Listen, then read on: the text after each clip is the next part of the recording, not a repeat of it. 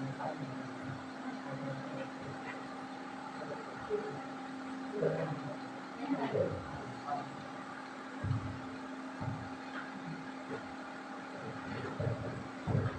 వందనాలు. వందనాలు.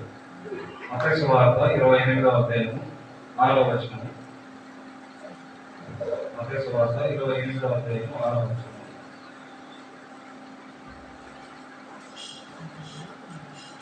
ఆయన ఇక్కడ లేడు, తాను చెప్పినట్టే ఆయన లేచి ఉన్నాడు. రండి, ప్రభు పండుకున్న స్థలం చూచి త్వరగా వెళ్ళి ఆయన మృతులలో నుండి లేచి ఉన్నాడని ఆయన శిష్యులకు తెలియజేయండి.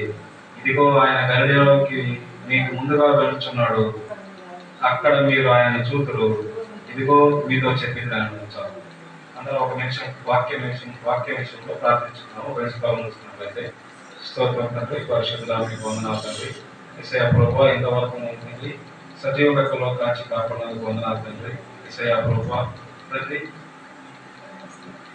ఈ యొక్క పునరుద్ధాన దినమున తండ్రి మేము ఈ విధంగా మిమ్మల్ని ధ్యానించడానికి, మీ గురించిన అనుభవ జ్ఞానం పొందడానికి తండ్రి మీరు మాకు సహాయాన్ని బట్టి మీకు వందనాలు తండ్రి.